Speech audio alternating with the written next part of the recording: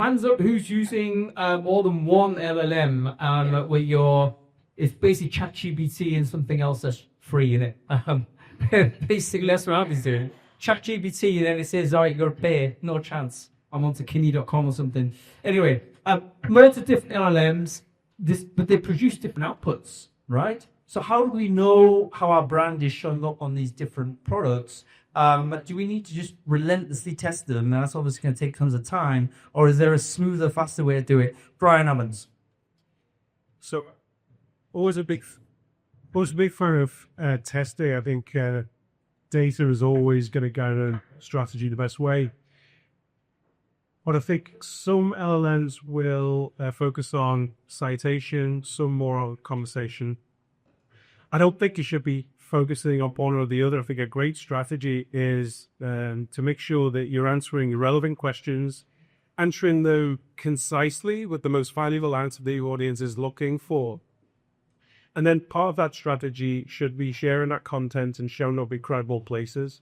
And if you just focus on that one strategy alone, you can satisfy different LLMs for different reasons and simplify your strategy. You go down the rabbit hole of trying to optimize for every single LLM in a different way. I think you're going to bend budget and you're going to bend your head out as well. So great believer in keeping it simple. If you are really focused on the value that your audience really cares about, making sure that your answers are concise and to the point, and then you have a good distribution channel, I think you're going to create a lot of value, a lot of visibility if possible. Yeah, got that bit. There's some good tools now, free tools, where you can see essentially get a measure of how the different LLMs are sort of viewing you. HubSpot got a good free tool, I was saying earlier. I saw an interesting stat, which was 60% of large language model citations are coming from not the top 20 results on Google. So if you think about that, it's fascinating. So all work goes into SEO, which is still stupidly annoying because people have just got about Google. And it actually presents a huge opportunity where you can get cited with a large language model much quicker than Google and Fair. What's the theory behind why that is? Because I would assume so. The top 20 Google's pretty good, like solid. Is it just like, okay, assume it's ads and this is ad and not a bomb, or I can give my thoughts on that, which is they build on what Jim was saying earlier. The large language models are looking at it a different way and trying to surface, a lot of what worked with Google was very long-form structured content where you're deliberately trying to get ranked. Where what I've seen with large language ones is differently. They take in trust in their views, what it views trusted sources. ChatGPT cites Reddit an awful lot, so if you're not active on Reddit or people aren't saying much about your Reddit, then that plays a factor. So it's just viewed in a different way, but I see it as an opportunity. Yeah, obviously, this is kind of good news for us in the recruitment marketing space, isn't it? It means that there's more work to be done, because there's new territory that you've got to stake a claim over. You can't just say, all right, let's lead to B, because if suddenly the attention shifts to AI, and AI is actually mining information that your brand is not there, then you better be there, because someone's going to be talking about you if you're not, right? All right, very good. Let's talk about, you talked about citations earlier, Bri, and I guess this is open to everyone here to respond to, but are there particular source, like how do you get cited, apart from being interviewed by the BBC or something, which is not going to happen? How do we ensure that the citations that we're in actually get ranked? Is there a way to do that, or is it just right now a complete black box? So I think the freshness of the content is really important. So, newsjacking what people are talking about, being first to market to answer questions and so on and so forth, being fresh with those answers are really important. But, I think the temptation these days is so easy to publish content is to be quite lazy with the information you publish.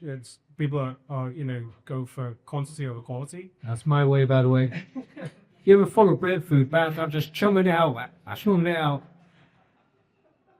If we don't do that, if we focus on quality and really hone in on what people care about, and the test for me is if it's not good enough to be shared. It shouldn't be good enough to publish in the first place.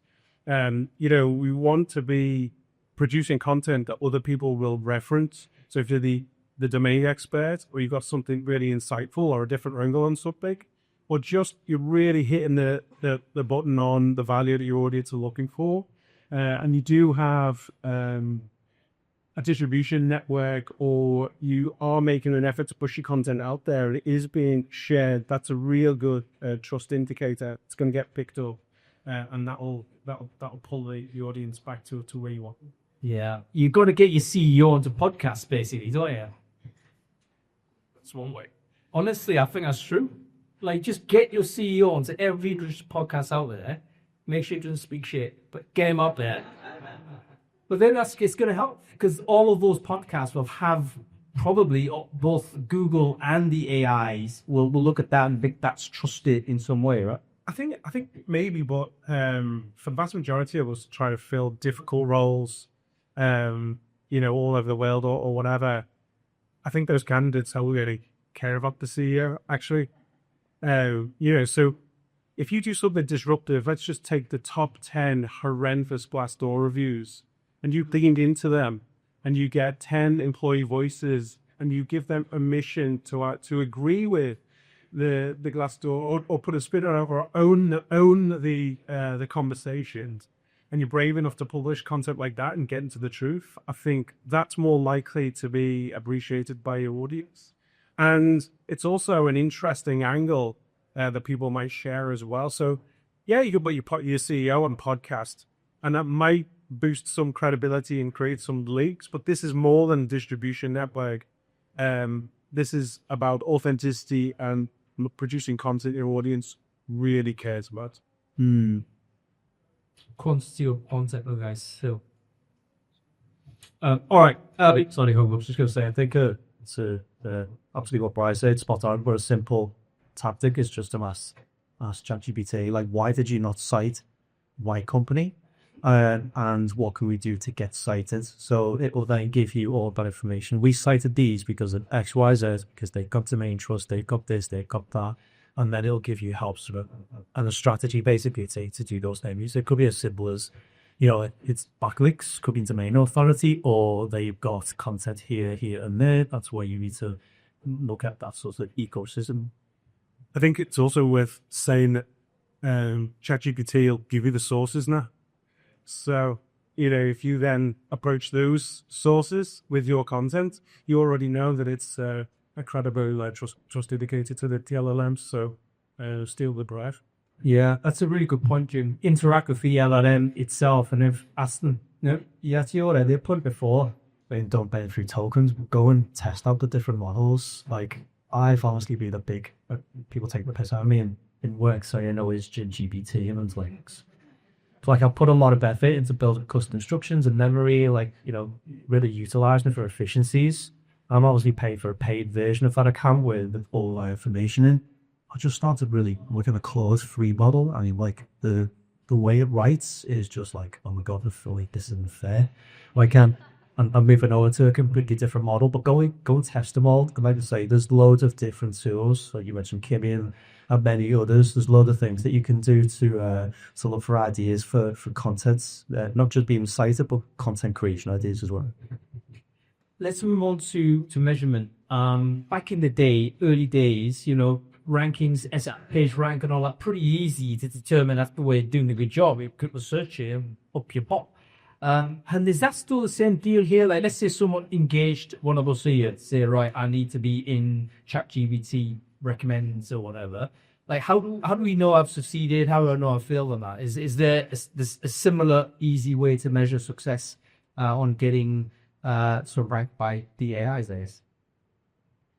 So we use a couple of tools. One is Surgical, another one is Umpily. So you can put in your competitors, and you can see all of the questions, the most popular questions being asked in those LLMs, and you can see how you rank against your target competitors.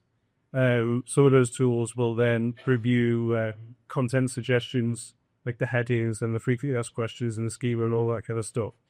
And then over time, you can see how many times you're being referenced for each different element of content that you produce. So it gives you a great dashboard, and you can see every time how you're making that progress. And it's, that's a great way to not just find out what you should be talking about to be relevant, but also how you track your basic investments. Yeah, really good. Those products for what again, Brad? Searchable. Searchable.com, yeah? Yeah. And openly, which is, I think it's open.ly. Yeah, why, yeah. Interesting. They're great tools, but in the basics, you've got basic stuff in analytics where you can see source. But I focus in on the traffic that isn't coming to you with source. So if you've got like certain specific roles that are high intensity and got good conversion, you probably see it when it's plus source ChatGPT, but then start to focus in on where you're not getting that, if that makes sense to you, obviously. This question here is actually I took a second glance at it, but it doesn't make sense. LLMs are obviously going to change, probably change faster, in fact, than the search engines have let it look. How are we ever going to keep on top of it? Because let's say we get to a point using searchable or openly and we're in good shape. Like we need to check it again in 3 hours because it would be fully different. I don't think I was going to use ChatGPT in 12 months. I think everyone's going to have their own personal AI assistants. If you look at the likes of OpenClaw or Clawbot or whatever it's called itself, into OpenClaw now, like you've got these AI agents that know everything about you. Like the ChatGPT and stuff, they only have so much memory. You can have a long conversation with it and you think, I told you this, and it just forgets. Whereas these assistants know everything. I mean, remember. I was talking about this about maybe 6-12 months ago. Writing this stuff was, I don't think candidates will go out looking for jobs. They'll get notified about the job in their browser. We'll get a notification saying we just found a job that matches you. These AI assistants will just do that for you. It'll know everything about you, know why you hate your job, know what you love about your job, know what your day-to-day looks like. It'll read all your emails. It'll know how you work. It'll know about your personal life, and it'll just go out and find you opportunities and say, I booked in 3 interviews in your calendar, and these are like top 10 questions that you should ask in your interview. Very interesting, Jim. And I know there's some skeptics in the audience here saying, look, there's no chance I'm allowing OpenClaw into my email or whatever. That's true. Hold your thought. I'll tell you what, though, you can imagine a lot of people that would just set up a dummy inbox and just have an isolated agent just doing job discovery and and have it separate from everything else, and it suddenly makes more sense. So all of your job discovery, for instance, goes on one email that's got one AI agent on it. You briefed it, and you just never look at job boards again, or even career sites again. So imagine if that's the situation. What's the response for an employer dealing with an AI-mediated sort of job discovery? So the candidate's there, but you know what? You got to get through the AI, or you've got to kind of interact with AI or deliver the information. And how do we do that? So I've got a slightly different view to Jim. Right, I think we're going to go completely the other way, back to basics of trying to get people in a room and see the whites of the eyes. How do we get back to be a little bit more human? And there's a lot of optimization and efficiency before that, so we can take all the admin out of it. But I think the temptation here is to chase optimizer for the distribution channel. We've seen it with early search. We've seen it with social media when that started. Email marketing was amazing until marketers completely ruined that. We chasing how to optimize with a tool. That's always the infancy of a new technology like that. And what always happens is it matures and comes back to the basics of, okay, let's focus on quality. Let's focus on real conversation. Let's focus on the value that we've got to offer. How do we set expectations such that we're authentic wherever we show up? And I think we need to focus on those basics. And if you do, you will ultimately win whatever the technology. But LLMs are more than a linear distribution channel. It's way more than that. It's changing the behavior of our audience to be a lot more conversational, to be a lot more curious, to ask a lot more specificity in terms of a job. our role now is to know our candidates or to know our best employee. What's the mindset? What's the motivators and drivers? What's their life situation, such that we can create a world that's more relevant to them than our competitors. So everything I've just said there is human, and it's about doing the hard yards of understanding your audience. And if you hadn't done that in the 90s, if you had done that in the early noughties, if you had done that 10 years ago, you would have won with all of those other channels. It's exactly the same now, except the opportunity is exponentially big. How do you scale the human though, Brian? So the human's great, yeah, we're human beings, we're having a good chat. However, there's also an rule there. You know what I mean? How do we scale this up? It's one to many, So, we talked about looking at the LLMs and using tools like Answer the Public or whatever the tools are to understand what candidates are asking. You don't need any of those tools. We have recruiters, we have hiring managers, we have teams that are on board. We have early starters in, all these different departments. We could go and talk to them and find out what they really care about and what's important to. Let's just say you're hiring for you're a lawyer and you're thinking about relocating to New York. They know it's going to be a bitch of a time because lawyers get crucified. They literally do 18-hour days and it's really hard, whatever the law failure is. What they care about is, what's the gym like in the building or on the block? Where can I get a great cup of coffee? What's the social scene like, and this, that, and all the rest of it? Because they're the distinguishing factors. What's the relocation package? All of those things, we need to be inside the head of our candidate, because if you're not, your competitor will be. Yeah. Ben, I'll bring you in on this. Your thoughts on this concept of, I would call it conspicuously human, like being human in this AI saturated world. Like, how does that actually work in your view? So I can definitely see Jim's world coming true. So hopefully not. But maybe not in the next year. We're maybe in the early adopter camp on that one. But at some point, I could definitely see active job seeking being that 100%. But to your point, I think there's currently an opportunity to with content.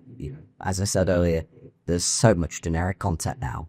I think LinkedIn's stat is still like 1-2% of the network actually published content or something stupid. It's really, really low. But that undoubtedly it's gone up since ChatGPT because it's much easier to produce content. But the challenge is the content we produce was really generally give out spend the time you are to tailor the content, reprompt it, get it to a degree that which you're happy with. Whereas there was a huge opportunity to just be authentic, be human. I don't all the stuff you're talking about. I think the opportunity for that is now. The only caveat I'd say to that is that I spend a lot of time with the large language models. Our developers do, and some of the updates which have happened to the coding models in the past, literally in the month, they insane is the only way I can describe it, because ChatGPT's OpenAI's latest model wrote itself in a large part. So you fast forward that 6 months, it's going to just be writing its own code base. And I'll see the difference I've seen in 6 months is massive. Like going back 6 months, if I was doing some coding or say Claude, I'll be checking quite a lot, whereas it's a lot less now. So that the speed at which it is iterating and improving is crazy. But when it comes to content, I do know there is some major podcasters in the world and influencers who have clothed themselves and are running them as social experiments, and they're not being picked up. There's a few major podcasters doing that. So if we're not picking that up because it's so well trained, I do potentially see a world where there is more of that and we don't necessarily know. So it's just a fascinating time to feel. You know, one of the podcasts I've been getting into is definitely these AI generated podcasts where someone's just fed in like a research paper, and it's a notebook LLM essentially, and it's turned into basically a research paper. You haven't going to read that. Turns into a podcast where two people talk, and then there's some animation on top of it. And I'm thinking, you know what? I just spent 30 minutes watching that. It looks like, wow, I might tore me in. And I just look on the subscriber numbers. There's like hundreds of thousands. The channel's been around for like 3 months. So I reckon that's one guy, probably one person that's done that. And it's crazy how fast that scaled out. So presumably that's an employer branding opportunity, right? For somebody who wants to try and create a channel in this way. But we're kind of wandering very heavily into inauthentic content now. How do we to resist that temptation? Because we've got the opportunity to mega scale out, but there's no human in there really. It's like this American voice, you know. And from my point of view, my opinion on that is it depends on what you feed it, what the topic of conversation is, what the opinion is. I like the use of AI to optimize, speed up, distribute, but what you still feed into it can be human and authentic. So your thoughts, you know, you're guiding in, getting it to test and sense check you and using it to fact check. So as long as you're not just one prompt and done, I think it's going to broadcast your thoughts ultimately. Yeah, but I also think context is really important. So you create a 2-minute audio podcast that tells you about the benefits of an organization and the pension policy, all that kind of stuff. But actually, that's totally fine, and you know, you're getting the information in a fun way. And well, that's the point. If you're being fed an employee story about a harsh reality of the labor market and how somebody deals with that, and the great determination and resilience you need, or the things that somebody has to do in order to get considered for promotion, I think that's the time where people really want to see somebody in their shoes, somebody that they will be sat next to in their team, so they can really believe it. You know, so it's never tools, it's how you use the tools. And ultimately, you need to understand the context of the candidate experience and when they want that information and what they want it for. You know, so I don't think there's any replacement for a good, genuine human story, for the most part, of where we're trying to communicate what's it really like to work that organization. Is this in some way a rehabilitation of around radical candor? Do you remember this? Radical candor, who remembers that? So you're just being rude in the office, and all these tech ways. Just to be exactly, yeah. Just want to be a cunt. No, but actually no. But in this way, it's like we have a trust crisis, right? So everyone thinks, I can't trust this information. Clearly, you look at human trust barometer. Every single year, it's like crashing down to the bottom right hand. Every institution, whether it's news, government, corporates, etc., does radical candor 2.0 save some of this? In other words, you get someone who may just be crude, a Gary Vaynerchuk or someone like that. He's going to rough half the people up the wrong way, but he probably means what he says. In which case, all right, if you work for Vaynerchuk Media, is it what you get? It's like a version of radical candor. I just think it's about being honest, because I think we need to get out of the mindset that's existed for the last 10, 15 years. The employer brand is marketing, and we need to hype and we need to sound better than our talent competitors in order to win the applications. We're in a world now where technology, organizations like that are making the application follow you easy. We now want quality. And this is about relevance, and this is about better setting expectations of what it's really like. And it's about friction by design, actually. A great employer brand strategy is, I've been saying this for a few years, is about repelling 99% of the would-be candidates who've had no chance of thriving in your organization. So we're not overwhelming recruiters or hiring managers. We're finding those people who will apply for a job, not despite the harsh realities, but because of them. They're going to find purpose, impact, and belonging, and relish the challenge. Yeah, I think that is a recovery of radical candor, isn't it? It's like be honest enough to say this is what we are, and it's not for everyone. I think every company probably is that way, really meaning about it. You can't be all sorts to everybody. This is how we play. So maybe this is the way to live your values again and be very, very honest with it. However, none of this works with 4-minute apply, and none of this really works with like agentic apply, right? Because we may be very honest, even very rude, on our employer branding, we're still going to get like loads of people applying if we are, let's say, a well-known brand.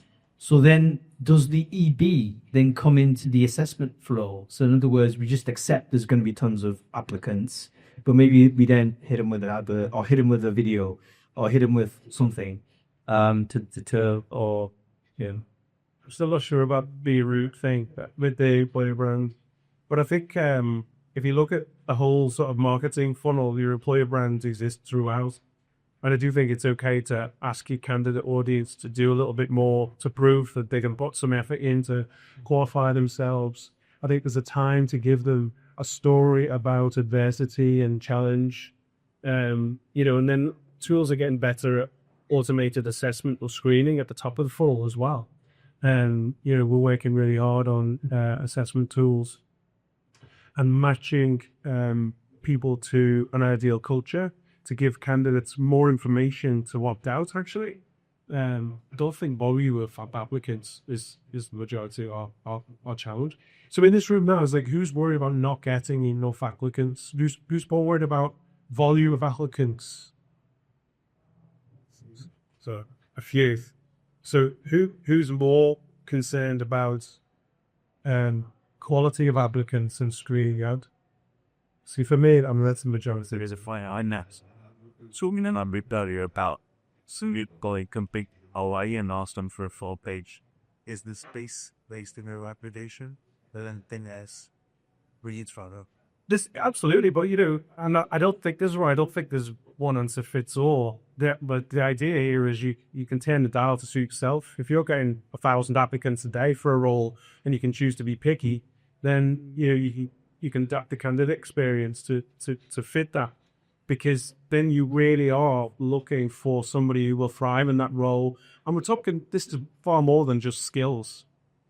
This is about the softer skills, the resilience, great determination, commitment, learning agility, adaptability, all of these things that we need in these roles. Asking candidates to do more front if you are getting lots of applicants is just smart use of employer brand and candidate experience. Right? Did anyone here have a chance to speak to Hedy Odami, who is conspicuous by his absence here? I think he's left. No, I just picked him out. The reason why is because he had a really interesting experience by being part of the world's largest single-day interview. That was launched by Deal, right? So Deal had this, okay, we're going to literally have the Guinness Book of Records. It's basically a stunt. And they had someone who literally from the Guinness Book of Records to be a witness to it. And they said, we're going to interview 10,000 people and we're going to offer 100 of them on the day for a sales job. And the Hedy actually applied for your job. So anyway, go chase him up on that and ask him about his experience. Really, really interesting. So obviously he had a terrible experience, somebody told me about it. But at the same time, I know the team at Deal that kind of pulled this off. And I spoke to Alan, who's the head of TA there, and he said, look, he took a risk. He knew that it was potentially going to have consequences in terms of VB, but he was confident enough that the message he wanted to communicate as Deal as being essentially an innovator in TA, an innovator in, right at the frontier. They were prepared to take a little bit of the bumps and bruises of these types of experiments to demonstrate it. So I think in many respects, both sides were right, like Hedy's candidate, probably right to say, upon experience. The Deal on the other side said, listen, sorry for that, didn't intend a bad experience, but we wanted to show we were trying new things to do this type of recruitment. And I do believe that probably hire for people they need in one day. So from a TA point of view, probably a decent thing. Anyway, one of those experiments we should think about. Right, where are we at now? There's a bunch of questions here. I'm just going to fire it and then speak to you, Bryan. But I might just, involve both. I can see Jim doesn't have his watch actually. So, Jimmy, you come here.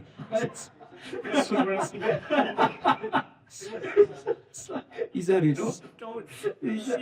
He's had enough. All right, let's ask this question here.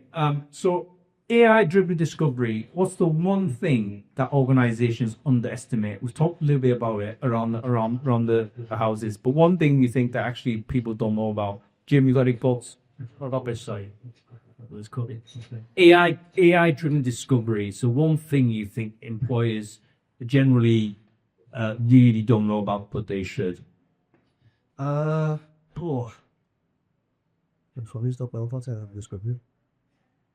think what I'm hearing when I was speaking to prospects and customers is they're not allowed to touch AI.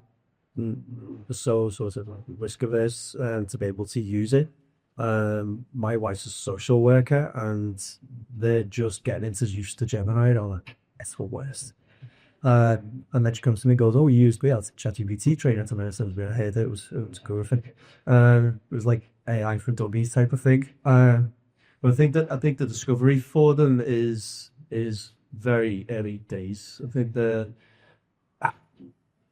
being age discriminated, but like, the prospectors or stakeholders I speak to, they're a lot older and they don't really play with AI as much. And that's probably because their day-to-day work doesn't allow them from a security perspective, don't be sharing your personal data and speak to candidates a lot. So but for other organizations that are really excited about AI, they've got really good legal teams and infosec teams that are trying to do the right thing to make sure that the compliance and risk averse and all that kind of stuff. So yeah, I think it really depends on the organization's sort of trust around AI to use it. Yeah, I think this is such a very important point, isn't it? Like the internal governance policy of your business is going to have a huge impact as to how you appear outside of the walls of your business. So are you even going to appear in these LLMs? Do you want to appear in there? In what way? And I do think certain companies are going to have a competitive advantage if they're able to just be a little bit more aggressive. And again, a site deal is a positive example in that regard. I'll just add, on my one point of the insurance not disconnect between the different stages of the marketing plan we thought about. So, for example, when you say, social should feel the same as when you get to the career website you're ready to apply, it shouldn't feel like two very different things. As the career site has gone with being just the place of discovery, because discovery is happening within ChatGPT or the others, it's happening on social, and there's a disconnect. People do not trust it, and your response rate goes down massively. So just keeping that in mind to try and keep the consistency across the stories you're telling. And to your point earlier, like Jim, which is trying to be truthful and authentic, because Glassdoor is telling a very different story to what you're pushing out on social. With what gets surfaced on the large language models is maybe not really beneficial. Hang on, Bryan. Give me a sec. I'm gonna get him on this. Consistency. Like, I don't know, I'm on TikTok, right? So it's a scrolling video. Is it asking too much for an employer career site to be like consistent? Are we talking about converting it to an infinite scroll on video? No, quite. So in line. So the stories you're telling through your social content should be in line with the stories you're telling on your career website, and also visually. That's just old school marketing, but there shouldn't be a visual disconnect either.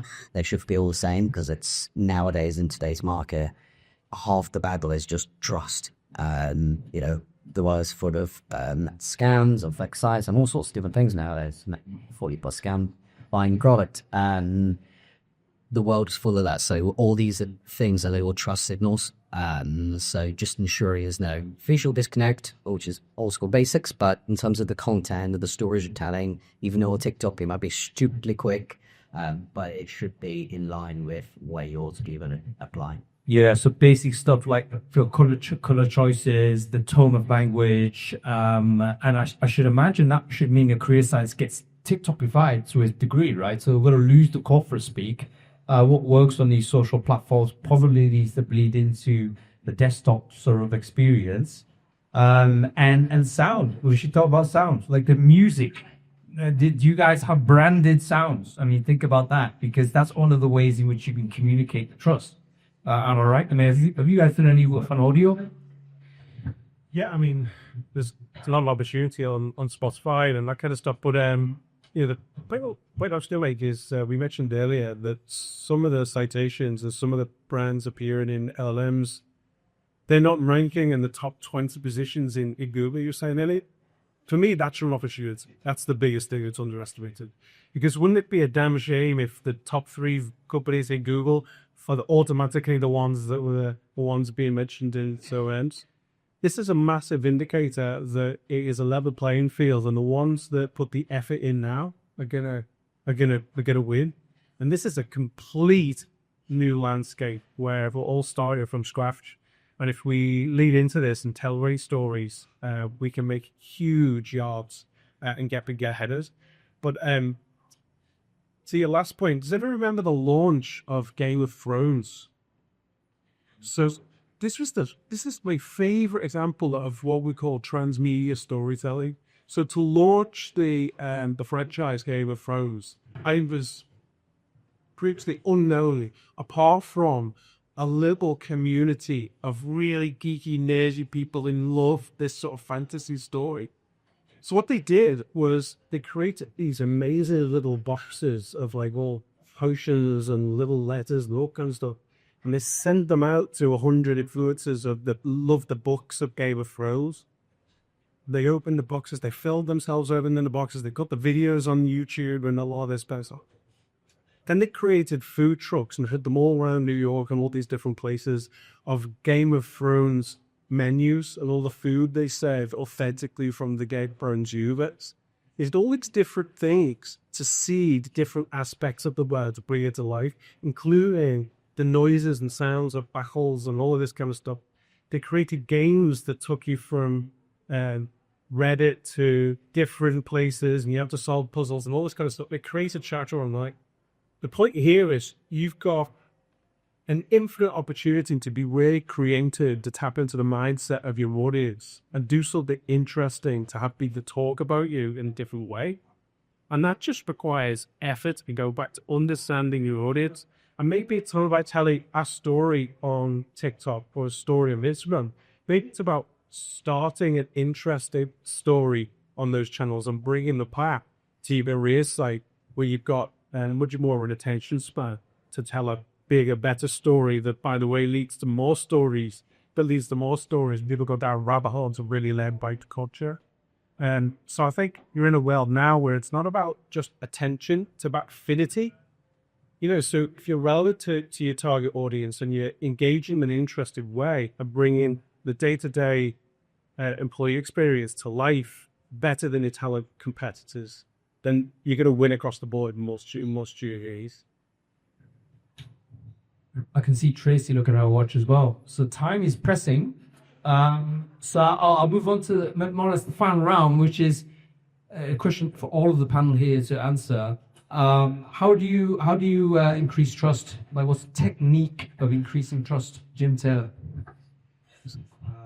I was saying earlier to group 2, we try to encourage our customers to use the blog engine to create employee stories, showcase and spotlight those people internally and being something that's all content.